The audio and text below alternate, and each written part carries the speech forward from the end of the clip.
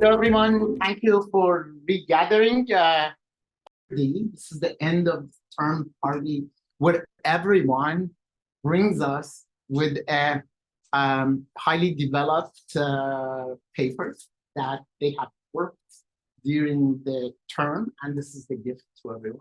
And everyone is instructed to present to up to no more than 10 minutes. So this is highly condensed version of the paper that everyone has worked on. And we will have, after each paper, we will have 5 minutes for discussion and conversation. Please come up with questions and make them short and sharp, right? We have a couple of announcements. First, Bilal. Everyone, just a quick technical kind of thing. If you are presenting through Zoom, please make sure you're muted. Otherwise, if you've sent me your presentations, they're on the desktop. You just share your screen, and you'll have to sit up here in front to broadcast them. And yeah, anything else, I'll be around that can help. And we have an announcement from Shabnam. Sure. Hi guys, my name is Shabnam. Some of you might have received an email from me. I just wanted to let you know that we have opened up for the spring-summer semester. We have opened up about 60 or 70 work study positions. And they're all in different kinds of venues of work. So they're working in student media projects, they're working with our AI team, they're working with websites, working with archives. So there are different kind of positions that you can engage with. The positions are all live on CMX. I don't know if you're familiar with the website. If you're not, reach out and I'll send you the link to go to. Please send in, if you're interested, send in your applications. We are offering 100 hours of work through the summer. And the only kind of stipulation is that if you're an undergrad or an MA student, you should have at least half a course of enrollment. I've made a plea to the amount of the hour to entertain reading courses too. So you can submit a proposal to them if you want to take a credit for a reading course. Pick the ones that you like, but also if you have a course, because I know some of you language courses or other courses for half a semester, you can use those as well. Send your applications. We're filling out the positions as they come in, as the applications come in. So I encourage you to do that as soon as you see the website. And if you don't find them, let me know, or let Bilal know, or any of us, and we can all send you the links to the positions. Any special questions about a particular project, or if you want to just know more about the projects, come find me after your presentation or in the middle of the presentation, and we can have a quick chat about what each project is. You all have highly skilled research skills, and the summer project is intended to put that to work and also acquire some new skills. So if you're available, please. Yes, come talk to me. Try questions. Or just email me if you have any answers. Very good. I will leave my card after the video. Very good. Thank you. Our first speaker is Mosab Alnomire, who will be speaking on crossing the paper bridge, press, and Iranian public sphere. Yeah. Did we get the? Yeah, so please sit. Okay. Hello, how are you? Yeah. Okay. So in my paper, we have like 10 minutes? Yes. Okay. In my paper, I talk about, okay, there were too many ways to approach Iranian modernity. And because I work like as a journalist. I've been working as a journalist for 10 years, and I was interested.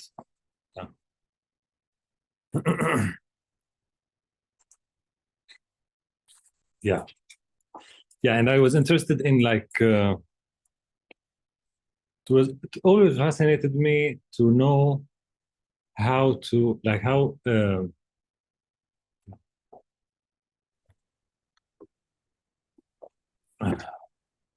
yeah, how how journals influenced reality in the late 19th century.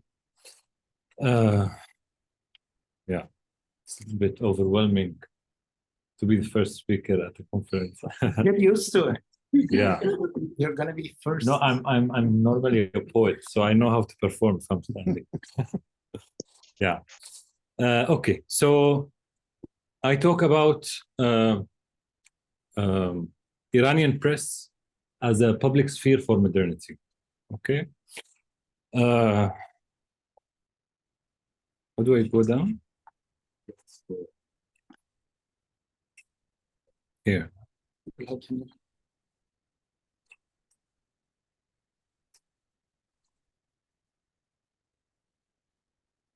Just press the button. This one? Yeah, every time. Okay. طيب. I rely on Jürgen Habermas' theory, although after what happened in Gaza, Jürgen Habermas was like issued a statement that was very critical and troubling about what is happening recently in Gaza.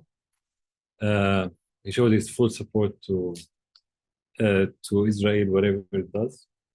So after I used the theory I read the statement of Jürgen Habermas, and then it made me more conscious to apply his theory on Iranian context without critical eye. Okay. I use his theory in the book, The Structural Transformation of Public Sphere.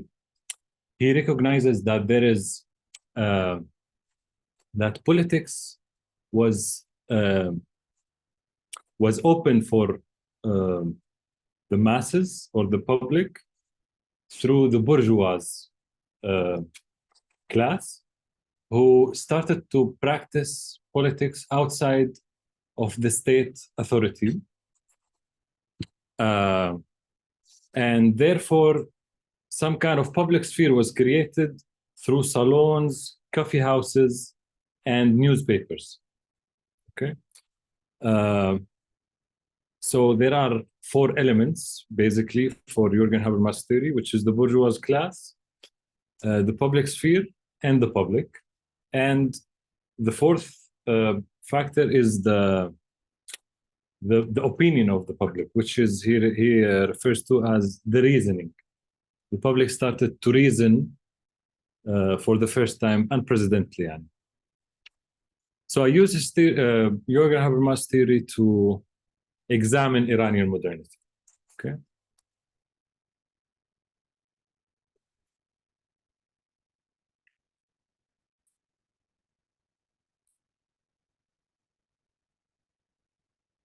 Should we move this? Yeah, this one? Yes, down. Okay. But first, I contextualized and I contextualize the late 19th century Iran. There was important things happening around the world. The trade routes were starting to connect the world more through global trade. But it is, of course, a result of colonization across the continents. And with that, something else happened, which is the outbreak of diseases and the need to have more radical and extreme sanitary measures in different parts of the world. And Iran was one of these places. Afkhami says that Iranians, as a result of the connectivity of the world at that time, and how this connectivity and the feeling that we should be more responsible as. So what I want to say is that this situation influenced Iranian modernity. If Afkhami says that Iranians no longer view themselves merely as in the singular, as people of the protected domains, but increasingly as a nation with its rightful position and responsibilities in a global context. Okay.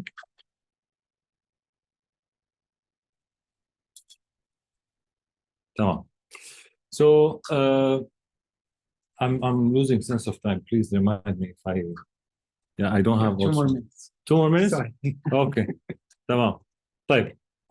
So in Iranian modernity, there was like the characteristic of Iranian modernity. The bourgeois in the there was rise of the educated middle class, significance of biomedical science. Science was related to patriotism, and there was a clash between modern and pre-modern forms of knowledge. Okay, and the press served as a medium of communication for these debates.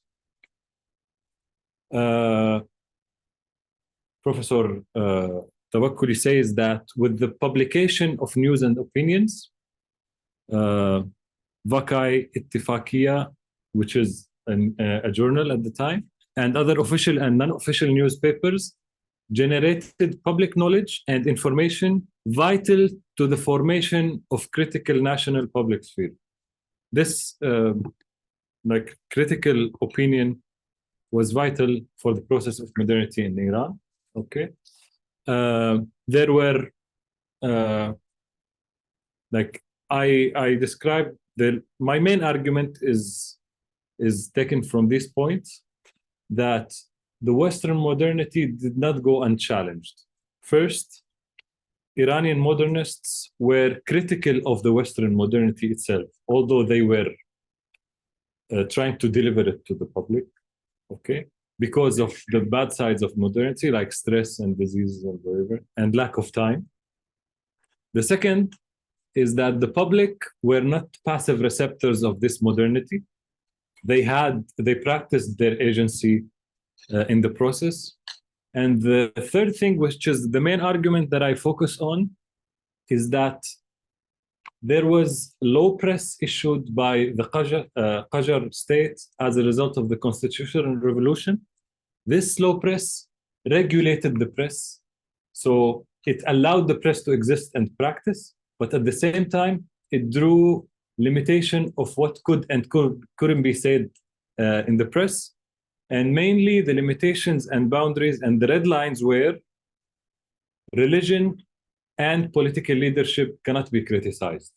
Okay, so I argue that this limitation of the regulation limited the whole modernity project, because it served as boundary for the horizons that we can expect through the whole project. And that's my presentation. Very concise. Questions? Please, Dr. Dawud, yes. Yes. Thank you very much for the presentation. My expectation was that about a specific area or not. Also, what is your hypothesis in this? I don't, maybe Professor Tarak may correct me if I am not right. So the scientific presentation does have its specific thing and also a hypothesis for. Yeah. And background, you can talk about your innovative contribution. Are there any ways to say that, okay, this is the background of my presentation? This is contribution, innovation. Sorry. Yes. Yes. So I focus for the time. I focus on the first press that was like first journals that were the first publication issued in Iran were after 1850s. Okay, so the second half of the 19th century. That's the period that I'm focusing on. I couldn't mention all the details in my presentation because I know it should be very fast in content. But there is so many things to consider in a wider and bigger presentation. The second question was, what is my take? I was very brave, not brave. I think if you read the paper, you would ask me a question Like, how did you come to the conclusion that the press, like, I mean, I assume, led to limit the whole modernity project? Okay, it was assumption that I put. Okay, I think it's like rational assumption from my point of view, because somebody who is writing in the press would consider what could and couldn't the law say, but I didn't have a direct evidence of this. Yes. So not to criticize religion and not criticize the Shah. Yeah. And my hypothesis also, I try to connect the desire to reconcile modernity and tradition within this context. Yeah. So you have a nice handle. Oh, yeah. Okay. Layla? Leila Muslimi, please. Thank you so much for your presentation. I have a question here. I think you understand that Habermas has disregarded the position of the women in his theory. So as to look at the Iranian public sphere, how do you want to justify the position of women in the public sphere, in the Iranian public sphere, and how do you define that? You're talking about Habermas? Yes, Habermas. Habermas has been actually disregarded the position of women in his theory, and there are critics on that. Especially Nancy Fraser, has been criticized in this notion. Not only the position of women, also the position of the the poor people, the poor people. Yes, actually. yes, that's true. Okay. That's true. So also, if you read the paper, you would see. Okay, the point that I mentioned that is that when the public practiced their agency in the Iranian modernity, one of the main characters, mothers and women in the household, was an area to practice agency, as also Professor Tawakkali says. And I mentioned that in the article. But yes, Habermas is very dismissive to. It's not inclusive to women. His theory, I mean, yeah. Yeah. Thank you. Thank you, Leila. Other questions? Tell us about the paper bridge. Why did you use paper bridge? Okay. Do tell. Yes, I am a poet, and I like metaphor, and also one of my I try to put so much effort in on the title, and the title that I could come up with was imagining the press as a bridge. It was a medium of communication, between the elite and the public. Okay, but in my paper, I describe it as a bridge that had checkpoints on each gate, on every gate, and this gate is the filter that allows things to be transformed over this bridge, which is the self-censorship that the elite or the educated middle class had to practice to deliver their ideas, and also what they could and couldn't say, and also what the public could and couldn't accept. Mm-hmm. Yeah. So in a sense, when you think of the paper bridge, with checkpoints, then going back to Leila's question, would be that women were barred, the proletariat were barred, people who wrote in Turkish and other national languages were barred from engaging within the public sphere. Yeah, so there was filters to access this bridge. Yeah, I imagined the whole publications in Iranian modern era accumulated on each other and forming a bridge on which the whole project.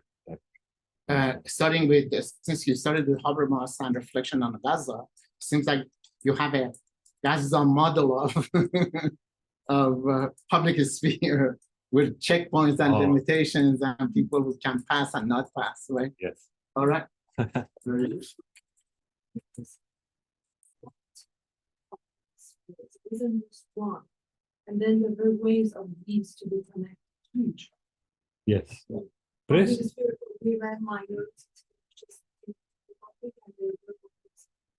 So multiple bridges, right, and a singular national bridge.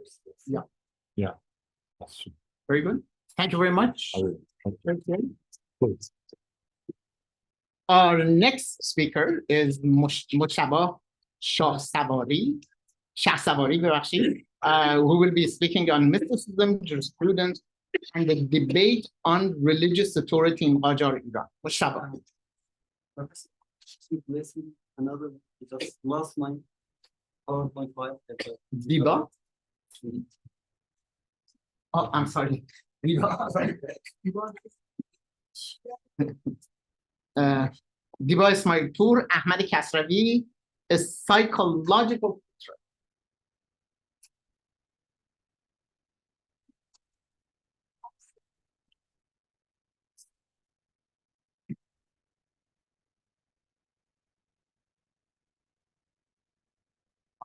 Yes, my sure. It's no. Okay, so hi everyone, and thank you for joining me today. The focus of my presentation is life and legacy of Ahmad Kasravi, and my aim is to explore how his professional shifts influenced his controversial stances on religion and governance, and I'll be using psychoanalytic theories to support my hypothesis. Okay, so some background info on Ahmad Kasravi. He was born in 1890 in Tabriz, and he was initially trained as a clergyman, and then he transitioned to other roles such as a judge, a teacher, and then later in his life, he became a writer. And also he was a prolific writer and thinker, and he was known for his sharp critiques of Iranian clergy and his advocacy for secular approach to governance and social reform. So the main thesis statement that I have is that Kasravi's ideological shifts were as a result of his psychological factors and events that happened in his childhood. And I'll be using, as I said, psychoanalytic framework to uncover his motivations and also assess the relevance of his legacy in a current on what's happening today around the world. Okay, so some points about psychodynamics. It was formed in 20th century by Sigmund Freud, and also the main argument that I use is that childhood experiences shape belief systems in adulthood. So as I said before, Kasravi changed his career life multiple times, and if you look at it in a Freudian psychodynamic lens, it shows us that this mirrored what happened in his childhood. So I looked at his autobiographical work, which is Zindagani Man, and I noticed that there are some significant life events that happened to him during his childhood, which was, one of them was he grew up in an overprotective environment. He didn't mention having friends until the age of 6 or 8, I think. And he frequently changed school due to bad behavior of his teachers. And also the most important one, which I think had the most influence on him, was his father's death, because he had 2 chapters in his book regarding his father and his influence of his father on his thinking and behavior.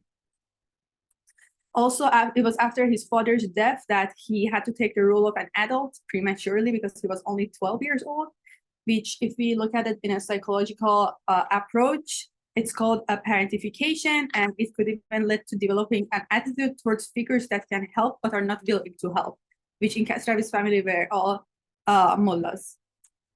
And also another important thing about Kasravi's father is that he mentions that a person should follow religious studies to act in people's best interests rather than expecting financial rewards for following the religious studies, which tells us that Kasravi was growing up in an environment that was based on truth and integrity, but when his father died, he was seeing the opposite, and he was facing discriminations from the mullahs.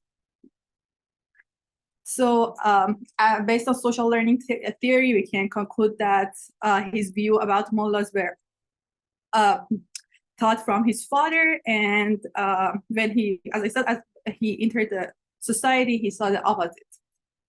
Therefore, this takes us to cognitive dissonance resolution theory, which states that people tend to avoid conflicts in their belief systems. So if Kasravi developed saw the negative behavior of mullahs that aligned with his father's teachings, and then when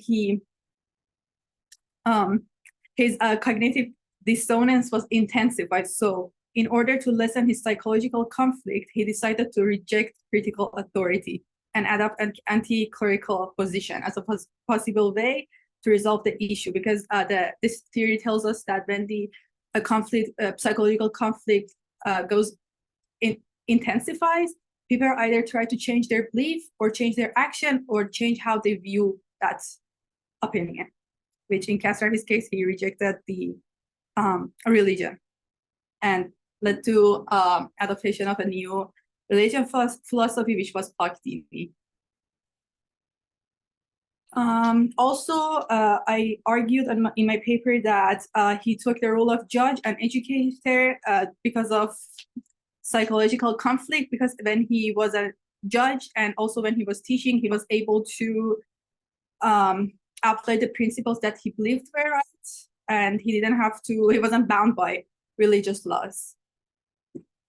I also related this to Erik Erikson's theory, which is role identity versus role confusion. And if I the way that I applied it to Kasravi is that every career path that Kasravi changed was an attempt to find a professional setting that matched with his shifting ideological positions. But unfortunately, he was assassinated as a direct result of his opinions and ideas in 1946. And although he's dead, but still the future generations have debates on his governance and religious reform ideas. And just one more thing that I wanted to mention, that although we can use psychodynamics to gain a better understanding about historical figures, but there is this major limitation, is that I applied these Western ideas of psychology to a non-Western person without caring about the circumstances that he was living in. So in future research, maybe we can work more on that. And that's it. Thank you, Diba. Questions? Please.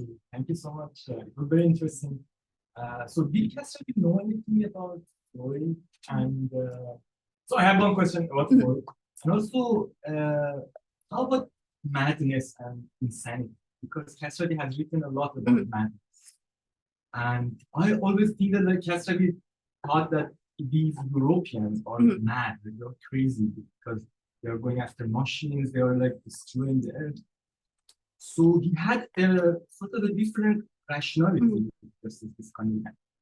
So, I mean, what was that kind of rationality? So I think he know about Freud because in Asghar Fathi's work, I read that he related this idea of modernity to John and Ravan. So it's basically like the ego, superego, and the id that was mentioned by Freud. But and also his ideas changed throughout his life. For example, in Ayn, he mentions that we should take the good things that we see from Europeans and apply it to our own circumstances. But then later in his later works before his assassination, he's rejecting everything and he's saying that no, we have to come up with our own ideas, and we shouldn't apply those ideas to, we shouldn't apply the Western ideas to a non-Western culture. So. Thank you. Questions? Yes, Esma. Thank you for the presentation. I'd like to ask where you would interpret from this cycle, using this psychoanalytical framework. How would you interpret the Kasravi's like theory on Hafiz and Sadi, Motsazi of Hafiz and Sadi? Would you like use this psychoanalytical framework to see how these visions or theories? I think so, but I think I would use more like modern approaches, because I read this book about I read the book Dot God that was about his like views on Hafiz and Sadi. And I think it's like way different than this like simple Freudian like psychology. I think it was like more of a conflict between like this like the thing that I worked on was mostly like internal conflicts that he was sensing, but I think that that was an external and internal conflict together. So I think it can be applied, but in a like more complex way.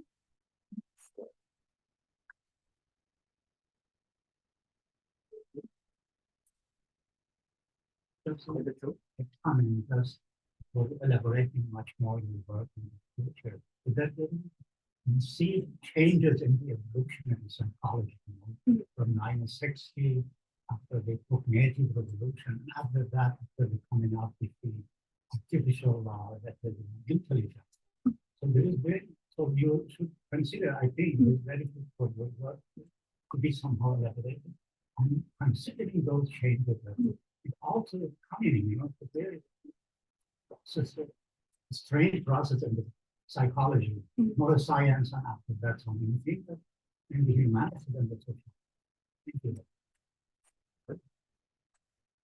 Yeah, you read this like Kasravi's like he has a memoir of his childhood. Yes, there's three autobiographical works.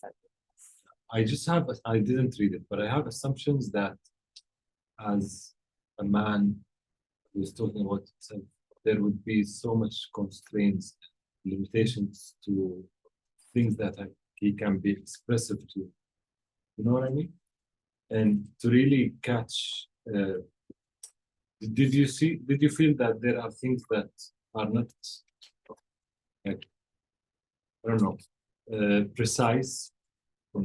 Like, how did you come to analyze things that couldn't be said by him?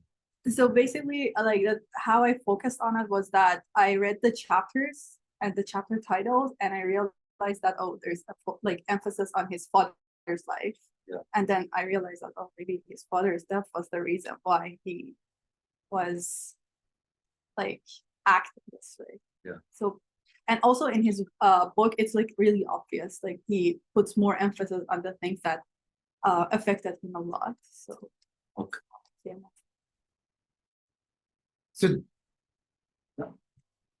the key question is that how psychologists can be contextualized. That is, you have unique personal psychological makeup that is partly within you, within your family, the kind of conflict or things that you have had with authority, paternal, maternal. And then he lived in a highly mobile world. How will you bring that transformation and the sort of authority, the authority of science, authority from religious authority to scientific authority, from sort of being a preacher to a very prolific author with numerous publications? How do you capture that by focusing on psychodynamics of aspect? That's a really important question. That's a fun question. It is very hard. Honestly, I don't have an answer to it. So like basically, I had a background in psychology, and like when I read it, it was like really obvious. I don't know how to like say it, how I apply No, it. you have the Yeah. elements all Yeah, yeah. right. The key Mhm. issue would be to, rather than have a fixed image of the psychological Yeah. makeup, have a mobile sort of conception of Yes, like psychology, psychosocial, psychodynamic that takes into account the rapidly changing world that resituates, and then describe his later development through that dynamic transformation, that his personality also goes through transformation from a preacher to a highly critical of religious hierarchy, you know. There is a radical shift, and to be able to explain that. And also initially he was very critical of Iranian modernists, Iranian intellectuals who were imitating the West. And then later part of his life, he became sort of something radically different from that initial stage of his critical writing. that's the complex interplay. All right. That's for the dissertation. Any other questions? If not, maybe we go to, I'm sorry. Gunha, please. Thank you, Professor Tavakkoli. So thank you so much for your presentation. So I was wondering, you did mention that your application of the Western psychoanalytic lens to Iranian historical figure might be problematic. But I read the book by Professor Gohar Humayunpour, which is the title goes Doing Psychoanalysis and Analysis in Tehran. So here she endorses that the universal language of psychoanalysis can be applied across time and place, but with some like reinterpretation. For example, she notes that in Iran, Oedipus complex works in different way because it is not sons that kill their fathers, it's rather fathers who would kill their sons. So I was wondering whether you saw at any points of your research that some of these Western psychoanalytic theory could be reinterpreted or adapted in Iranian context, particularly in regards to Ahmad Kasravi. So what I think is that we can apply all of the theories, but like there's this cultural circumstances that we have to like care about, and like it's like basically we can like apply the like 50% of each theory to him, but I don't have an like actual example of like an actual theory that I can like interpret in Kasravi's case. But in general, I think we can apply all of the theories, but we have to just like there's this what is it like we have to just care about the cultural context, because like some of the things that the theories mention is not accepted in like Iranian society, and then like we can't apply those to him when we're psychoanalyzing him. And my question to Gunha would be that while the Sohrab paradigm is really important, but then reducing the complexity of the psychological makeup of people to a singular paradigm, that is also highly problematic. So taking into account that fathers kill their son, according to Sohrab and his father, is one way to think of it. that shouldn't, if you reduce everything to that, then it creates, moves away from the scientific paradigm that Dr. Dadgar is calling for. Thank you. Thank you, Diba.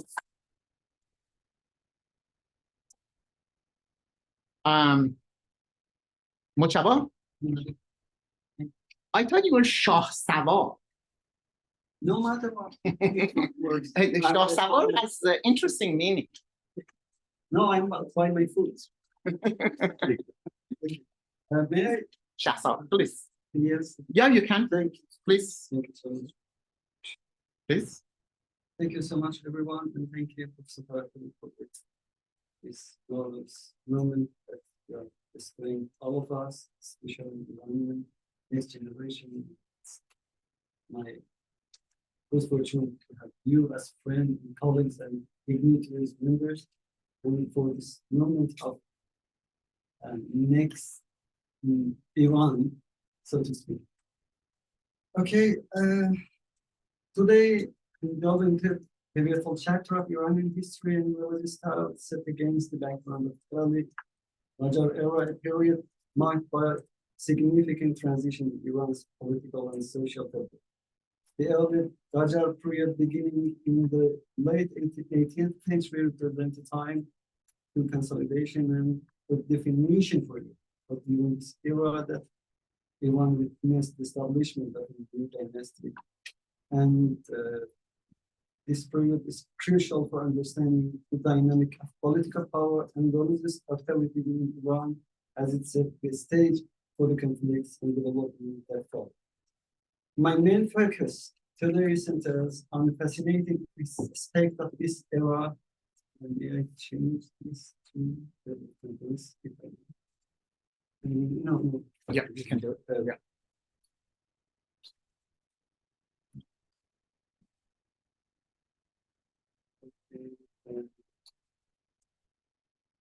Can you see? A little bit louder so colleagues will hear you well. First, because I lost my files just right now, and I removed its all pictures. So I'm so sorry for this. Why don't you sit in the front so that they can hear you better? Okay, Come here. Okay.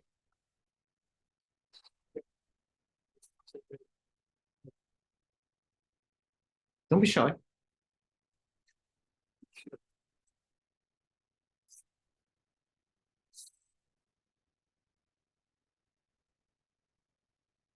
Okay, and Go ahead. I wanted to discuss between two different kind of nominees, better to say, for divine authority. The first one goes to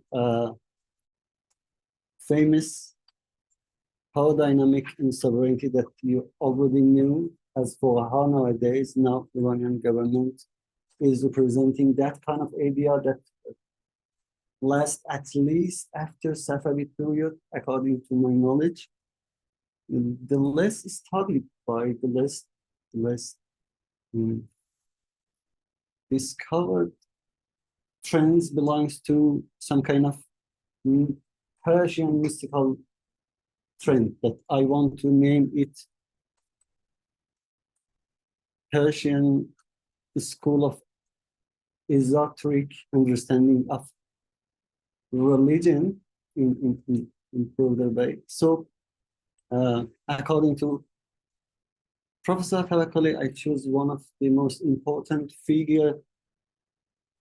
person among Sheikh, the school of thought at the very beginning of Iranian modern decade, Haji Mirza Muhammad Karim Khan Kermani, and I want to understand how his special and unique idea known as Rukn al-Rabi, the fourth pillar, which generated in two ways. First one by Baha'i faith, later, decades later, and mistreated and distorted recently as kind of Velayat Faqih.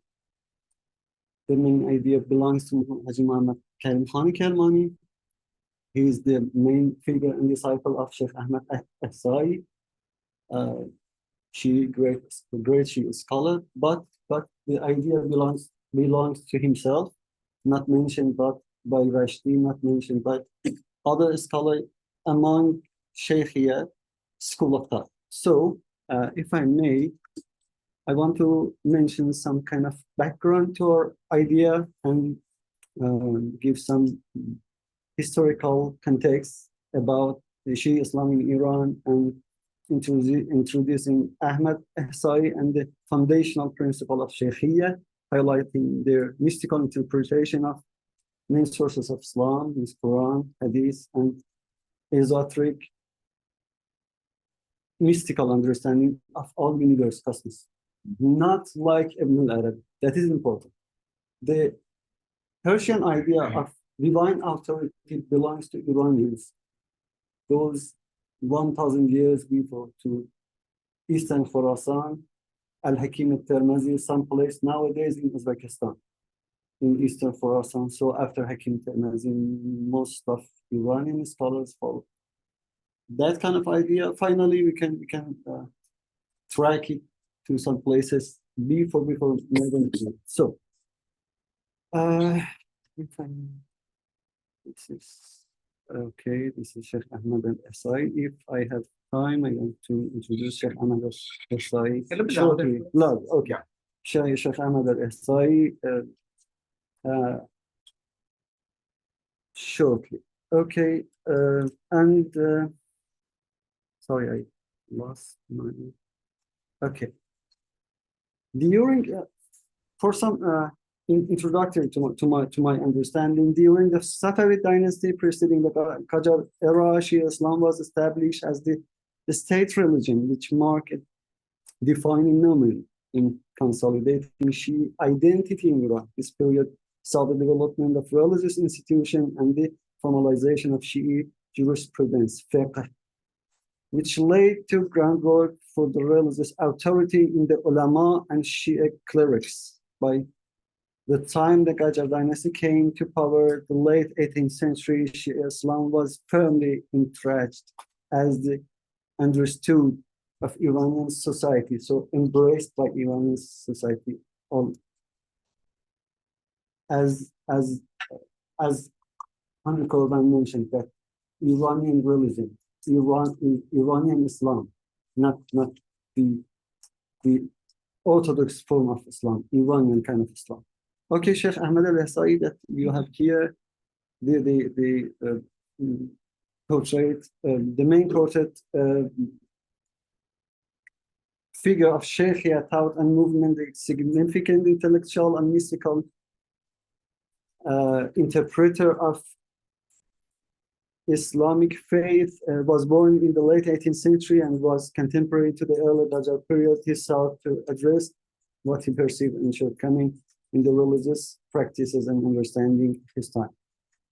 So the foundational principles of the Shaykhiyya revolved around the importance of inner knowledge and direct experience of the divine, which I'm using it later in the next chapter.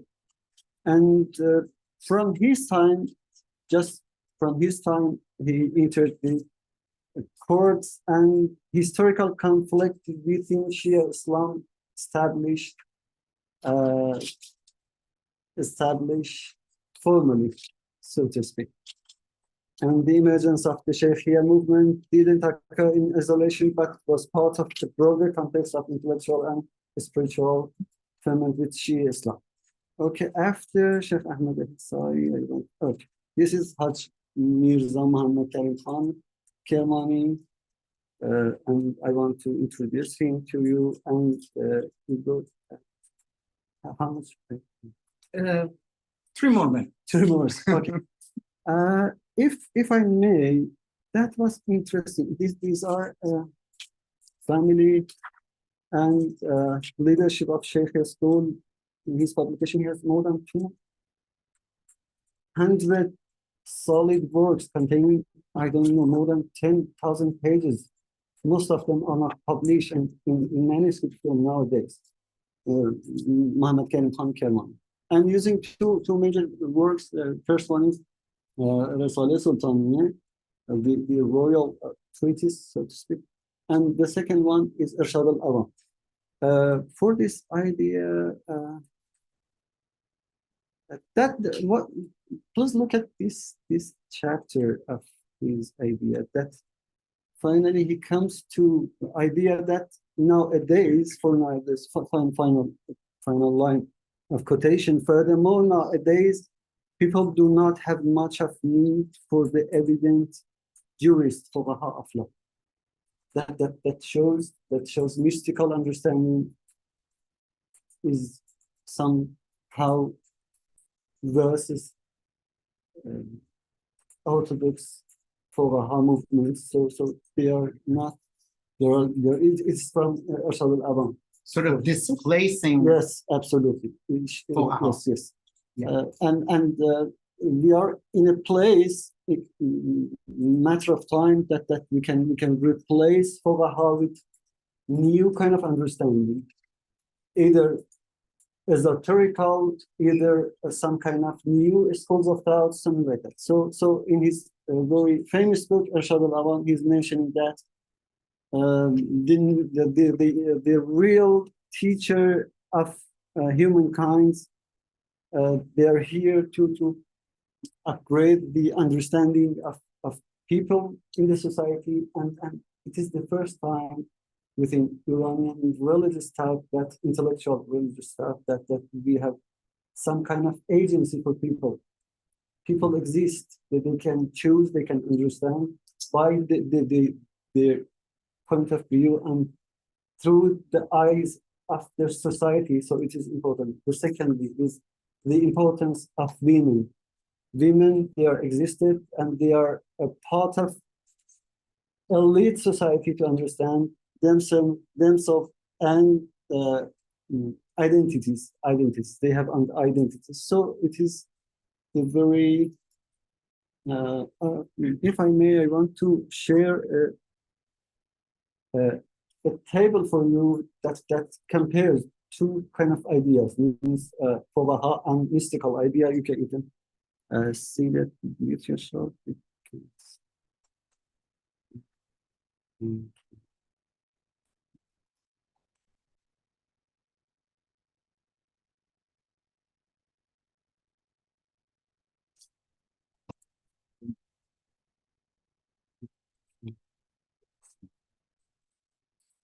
stuck. It's stuck. Sorry for that. Disagreements. Sorry for that. Just describe it. Describe it. So, okay. This, if I may, I want to show you the comparison table. So according to comparison table, I can finalize my interpretation to this kind of idea. I'm sorry for continuing.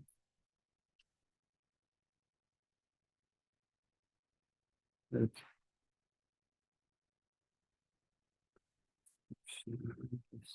Sorry.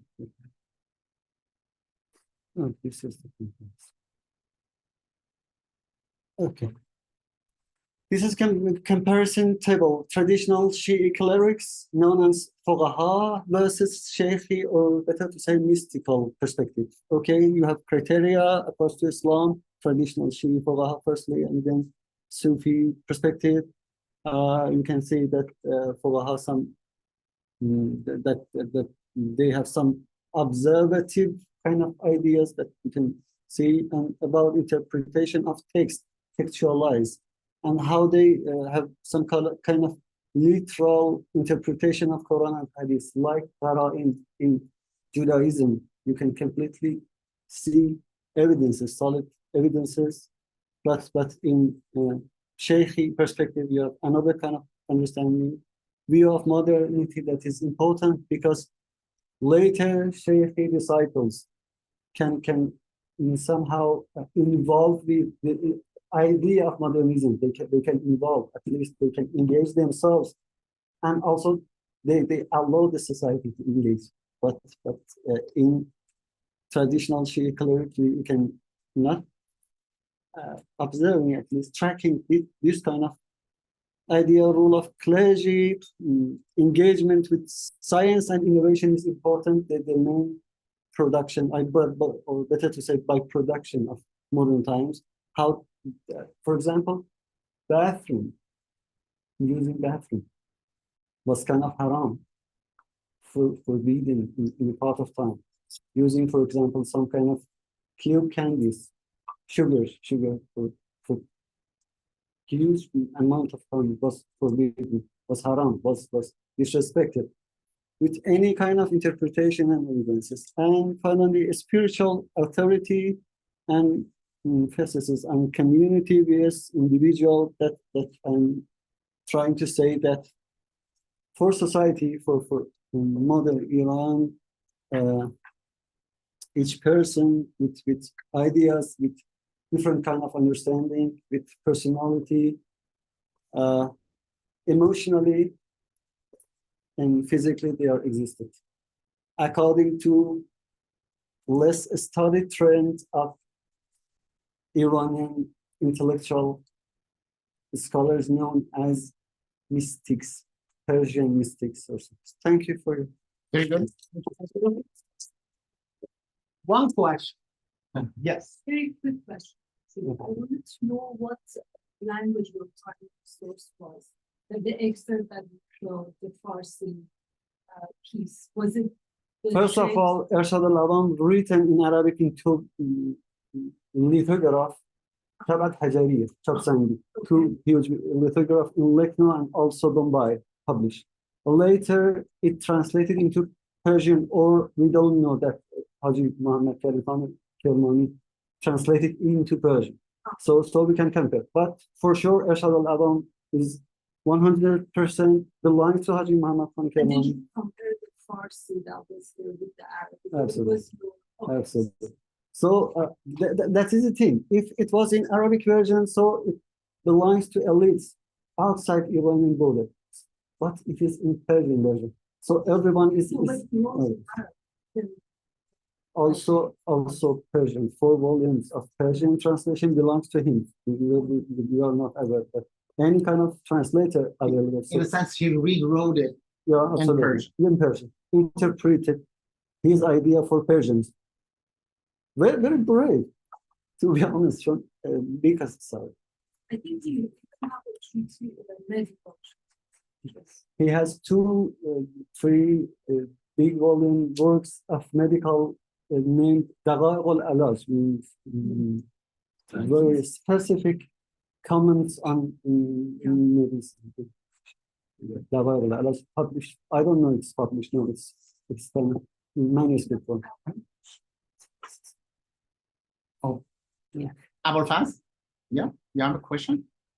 Yes, thank you very much for a wonderful presentation. I'm sure the whole paper would be more satisfying to read. This was very short. I just had a comment. To me, Sheikh Ahmad Ahzai or Kermani or Rashti are not really Sufis. They're esotericists, definitely. But they use esotericism to interpret both Quran and the fiqh. But classical Sufism, I mean, you cannot really call them Sufis, not even mystics in that sense. So my humble suggestion would be to first go through what do you mean by mysticism and what do you mean by Sufism? Because there are multiple interpretations of Sufism, and then approach what are the texts and how they fit within your explanation and discussion of Sufism. A wonderful paper. Thank you very much. Thank you, Dr. Bashir. If I may, I can reply to that.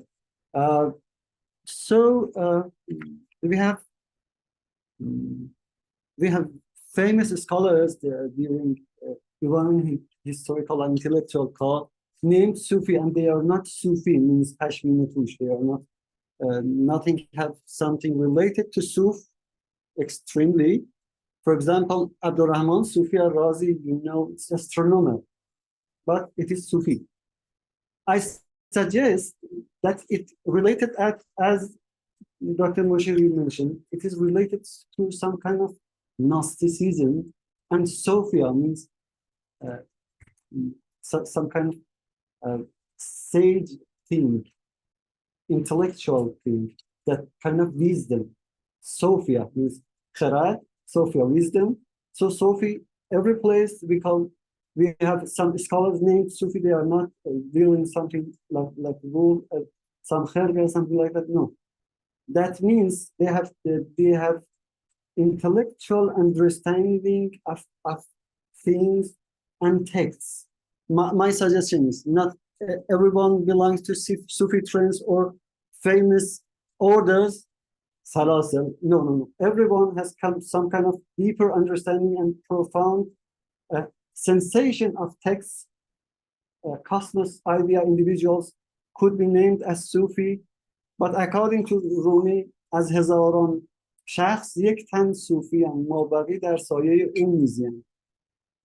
In every era and period of time, maybe 100 years, there are only one famous one that deserves to name Sufi. So other ones are fake. Or better to say, they are mutasawwifa, they are not Sufis. Thank you, Dr. Mashir. Very good. Thank you much. And the next paper is by Hanieh Bakhtiari, Women as Intellectual Vanguards. Hello, everyone. Thank you for joining us here today. My presentation, as you can see, is called Women as Intellectual Vanguards. Okay. So we will just go by that. Okay, that's fine. Yeah. So,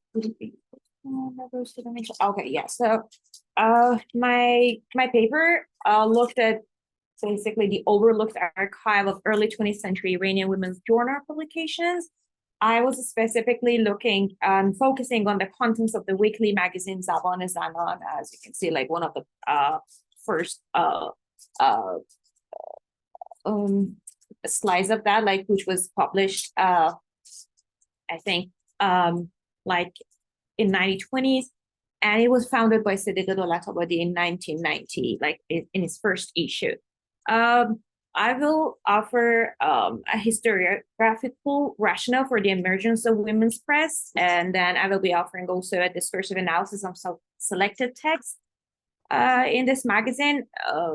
And the idea is that it helps us to dehistoricize the prevailing understanding of the history of women's movement and feminist activism in Iran as merely a mimicry of Western models. And it also helps us to create to see through the feminine language and the female style of writing that was created in this magazine, which was not specific to this magazine.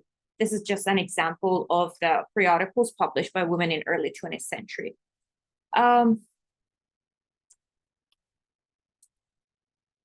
So I should just provide a brief background that women were in early 20th century Iran after the constitutional revolution. Women were hailed as the mothers of the nation. They assumed a pivotal role in progressing the national narrative of progressive Iran, and their role as mothers of the nation gave them a legitimate reason to start their own press. And publishing independent press basically became an important component of the definition of the modern woman in Iran. And like another important thing to consider is that these publications started with the idea of like women as mothers of nation, and they claim that they want to promote this idea. For example, the first periodical, which was called Danish, it was the inaugural journal published by women, emphasized the idea that women have been bestowed by the creator with the duty of nurturing and educating the nation. But it didn't take long for the range of topics covered in these magazines to move from disciplinary household issues to embrace topics that voiced women's commentaries about the political trajectory of their vatan or nation. And it's important to know that women's involvement in press was not their first engagement with the country's political sphere. You have a quote here that Jana Dafari has in her chapter on women's councils and original women's movement in Iran. It's from Morgan Schuster, who was a civil servant and treasurer general to the Iranian government in 1911. He said Persian women since 1907 had become almost out of bound the most progressive, not to say radical, in the world. So women had already started their reforms and feminist movements at the turn of the century, even before having their own publications. And I think this can help us to dispel the Orientalist view that does not acknowledge the local feminist activism of Iranian women and just relegates it to a Western, a mimicry of the Western models.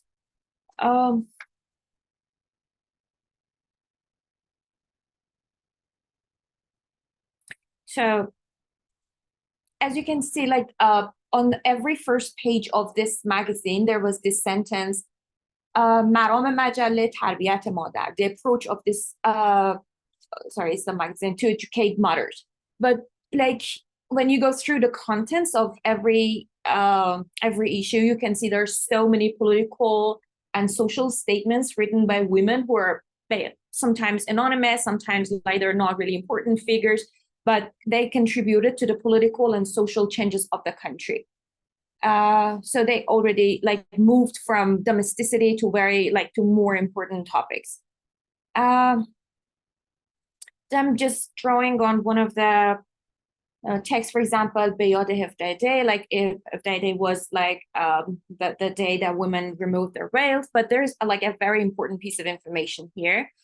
This magazine basically, Zaban Zanan, advocated for the abolishment of veiling among Iranian women, and they viewed chador as a barrier to women's advancement. But the idea of removing veil is usually, like in Iranian modern historiography, is usually discussed as something that was brought about by Reza Shah mandate. But as you go through, if you can just take a look, like I know the font is pretty small here, but at the beginning, it said that the conversation about women's removing their veils started 30 years ago. And this was published in 1945. And Iranian Reza Shah mandate of removing veil was like 1936. And this shows that the mandate in 1936 was not the beginning of removing veil. And this is also reflected in like the editor's decision. The editor, Sadiqa Dolatabadi, I did not have her photo here because I didn't want to bring the impression that the paper and the whole research is about her, but she's just a contributor to this whole discourse. Like she removed her veil 10 years before the mandate when she returned from Paris. And this, the whole thing and the content of the magazine and Sadiqa removing her veil upon returning from France can show us that the common understanding about women's unveiling is impacted by the temporal perspective that assumes women started removing their veil after they were told to do so by Reza Shah. But the examination of the content of the magazine, of course, deflects this idea. And then in the next slide, like a little bit briefly, like another important piece of information that the magazine gives us is that it helps us with understanding a feminine language and a female style of writing. In the sense that they welcomed all women who wished to share their writings. There was a feminist doctrine practiced by the magazine. The editor did not exclude any woman who had a narrative to share. There was no like basic qualification. Anyone who could write could contribute to the journal. And there was a very inclusive approach intended for a collaboration of all women, which was a kind of reactionary kind of mode of publishing to other elitist male-driven press that only published important figures and like very famous names. And the other thing, yeah, okay. There's also this magazine helps us to see how feminists today define the fluidity of female writing. Women's writing is marked by disruptive access, goes in all directions, reminiscent of female sexuality. It resists and exposes like established forms, figures, ideas, concepts, or even genres. And this was also like very obvious, like in the magazine, like in, I think, like I don't know, but yeah, like I will just give you a background of this. Like in one of the autobiographical narratives that was published in the journal, which was called My Life Zendegiyem. And the anonymous author talks about her house, the kitchen, how it is located, where it is located. Then she talks about a recipe. She makes like a lot of comments about people in Europe and how they clean their kitchen so they can eat there. So like the writing goes in all directions. There's basically no consistency, no boundaries. There's no genre in the writing. But at the same time, the magazine does not hesitate, does not shy away from publishing this text, because the editor, the readers, and like the readers of the magazine were aware of the nature of this feminine writing, which is inherently fluid, and it neglects those characteristics that are attributed to a genre imposed by like a male charged language. And the last slide is how these women envision an alternative future for the country. They knew that there are things that are not possible and feasible at the moment in their hands, but it didn't stop them from envisioning a different future. Like here, the writer is talking about a time when Iranian women recognize themselves, they discover secrets of creation, understand that there is a difference between men and women, and they have things to contribute to the intellectual and like the progress line or tarakki of the country.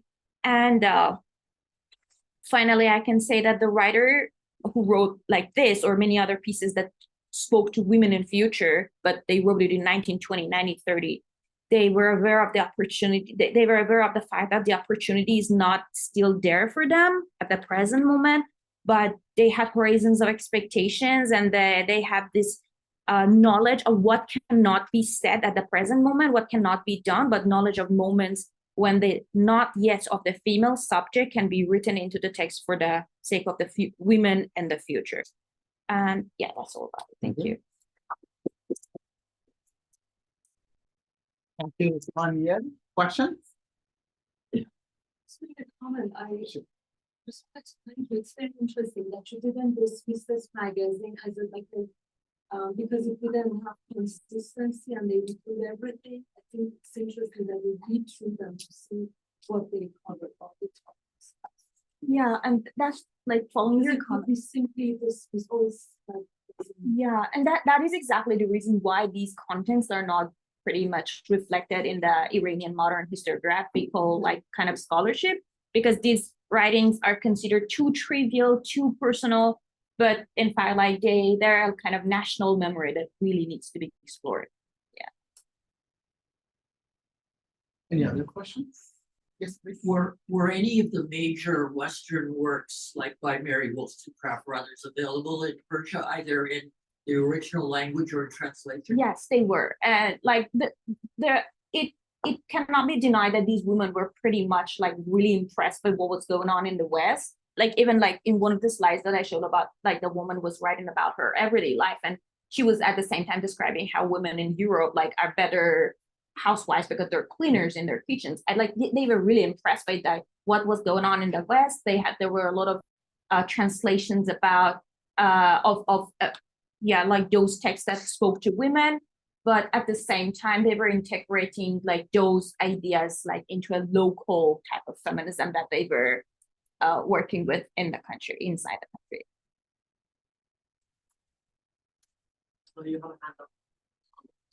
Yes, Leila, please. Thank you so much, Hanieh Jan, for your interesting topic. And I want to say that like my second chapter is about the image of women in the public sphere, and you have brought like three excellent like point in the historiography of your paper, which is modern nation, and I'm looking into that too, and also the creation of their own press. But I'm looking at the images of women in the press instead of like introducing their own press as well. So, and also you have talked about their activity and how they reach out the like private sphere to the public sphere. I was wondering, have you defined the role of intellectuals in promoting these like newspapers? Thank you. Yeah.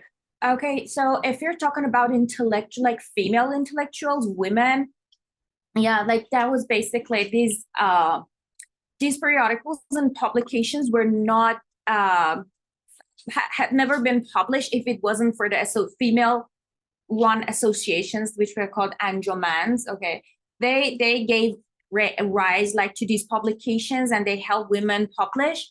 So if we can, I think, attribute this intellectual drive to those associations and anjumans, and it was like the where these magazines were born in first place. But like this paper is part of like the project that will be my dissertation in the future, hopefully. And I think I will be looking more at how these women were contributing to the intellectual sphere of the country. But for that, I really need to draw a kind of analogy between what was these women were doing and what was happening like on the side of men, because the intellectual progress and taraqi basically in Iran is very much introduced by how men made it and like formed it and drove it ahead. So I think I will need for the intellectual understanding of that, I will need to draw a kind of analogy between what women did and men did. Thank you. Thank you. Very good. Any other questions? No? The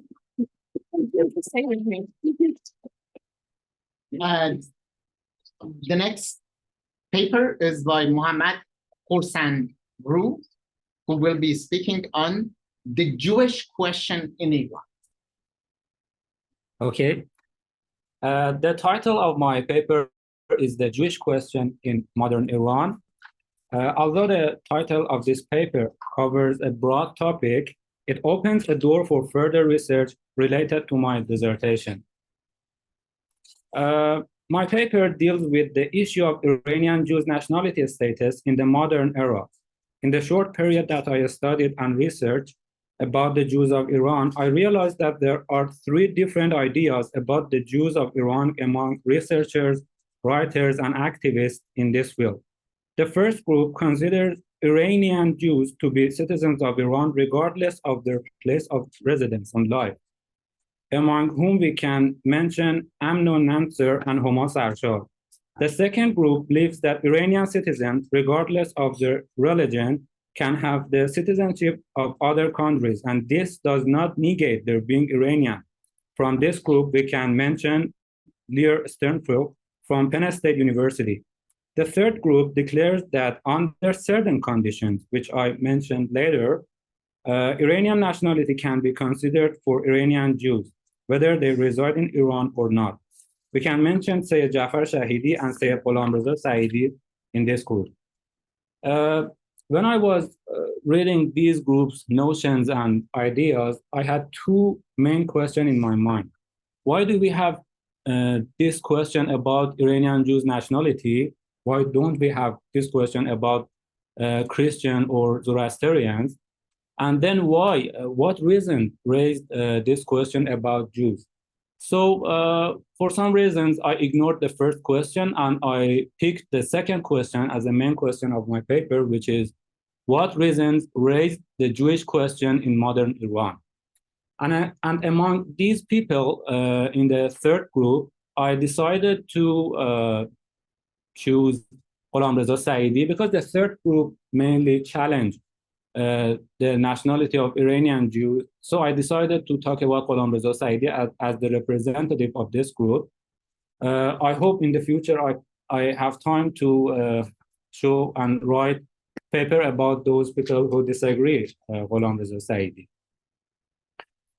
Before I delve to the contents of my paper, I have to provide a brief history of Iran, about Jews in Iran, of course.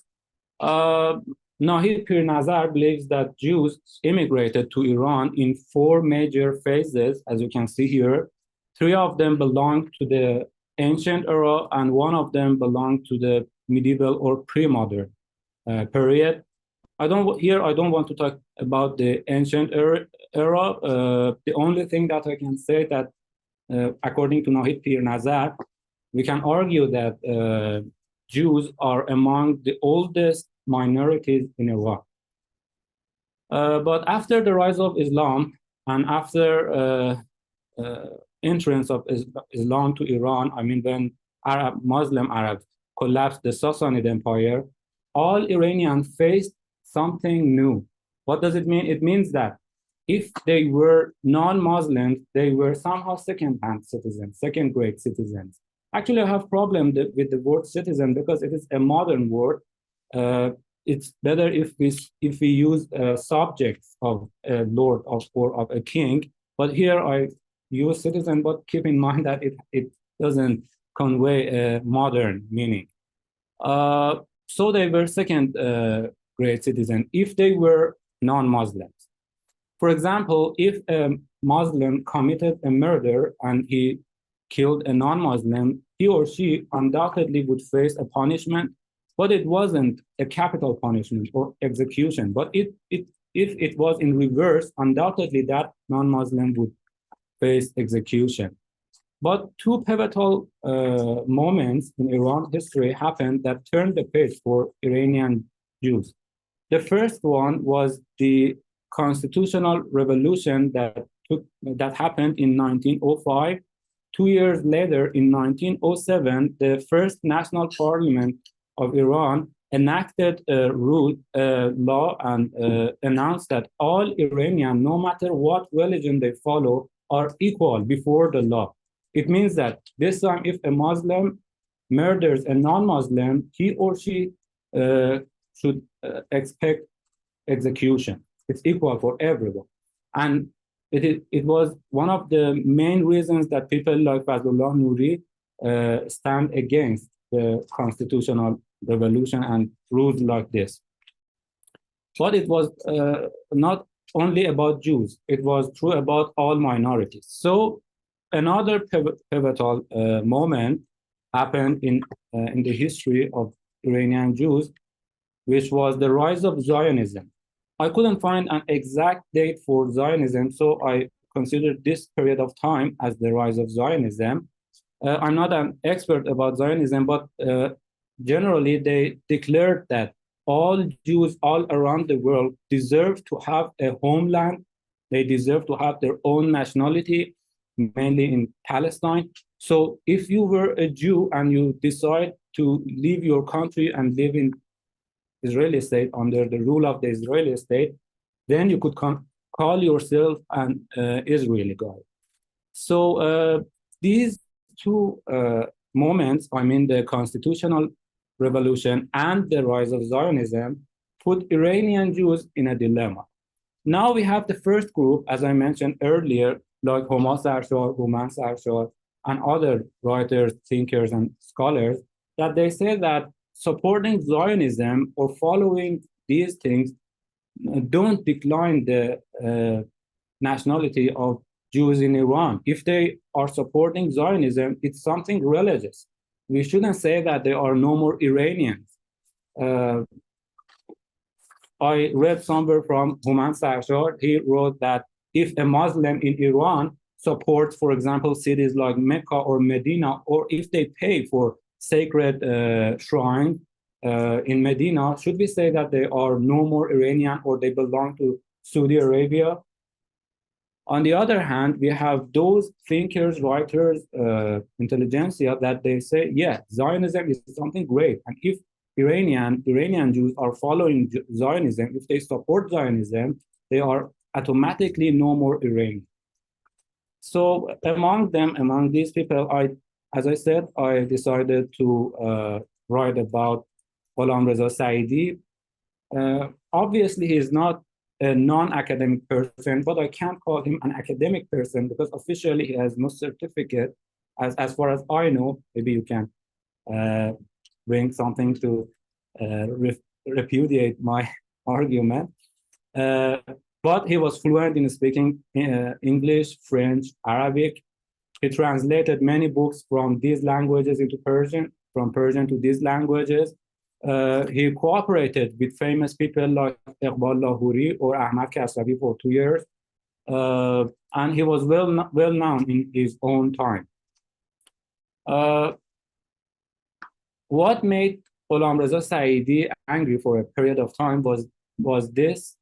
weekly magazine published by Iranian Jews in 1945 to 1955, if I'm right.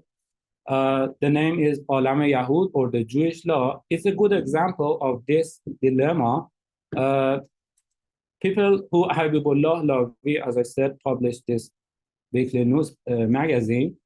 Here, while they are admitting that they are loyal to the king of Iran and the queen of Iran, they barely support Zionism, and they call it something related to all Jews all around the world. So Saidi was really angry with their magazine, and he replied to many of these issues of this magazine. Saidi published many articles. Some of them are gathered in a book called The Jewish Danger for the Islam and Iran, for Islam and Iran. In the first place, related to Islam, Saidi claims that if Jews are allowed to conquer Jerusalem, and if they are allowed to destroy Masjid al-Aqsa and construct their own temple there, there is no guarantee that they don't come for other sacred cities like Mecca or Medina, and it is up to Muslims to stop them. And in somewhere else in his book, he says that, okay, if you are Iranian, now Iranian don't support Zionism, and if you are Jews, first of all, he respects Jews that don't support Zionism, they call them citizens of Iran. But he says that if you are Jews and you're supporting Zionism in Iran, then you are no more Iranian. You are, he called them as spies, as treasoners and things like this. And asked Jews to clarify this. Are you Iranian or not?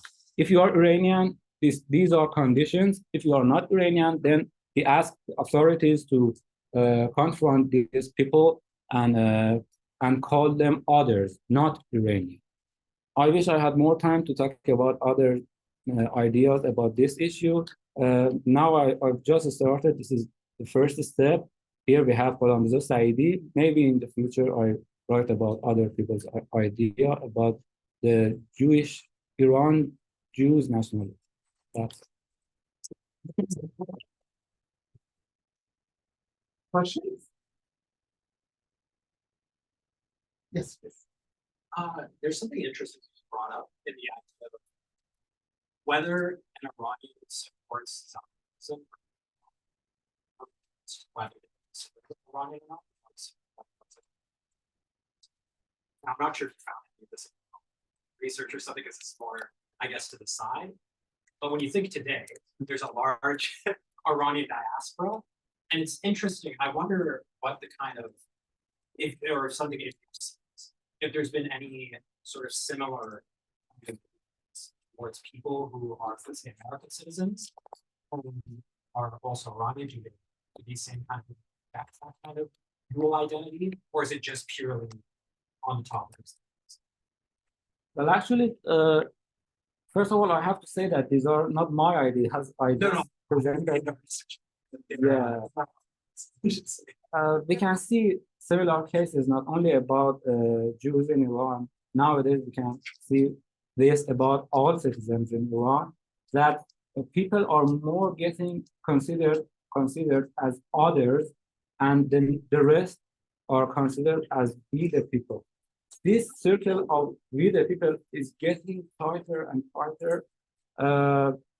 I started with Jews, but who knows, maybe in future I expand it to other people, that they must decide between calling themselves Iranian according to some people's idea and perspectives, or leave their country, or decide to be non-Iranian. Well, one good example would be Iranian Armenians and Armenia. So could they have the double belonging that an Iranian Jew could have concerning something about Armenian Iranians is that no one challenges their nationality. If they themselves call them Iranian, if an Armenian person says that I'm Iranian, no one says that no, you're wrong, you're Armenian. What is true about Jews? If they say, okay, I'm Jew, oh, do you support Zionism? Yeah, I support Zionism. So you are not Iranian. This is what Salam Husseini is saying.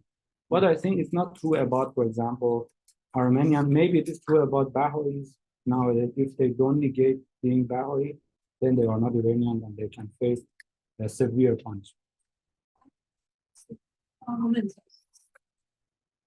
Yes, please. Pardon, I couldn't. They don't have a nation Yeah. state of their own. Yeah. Very good. Thank you. The next paper is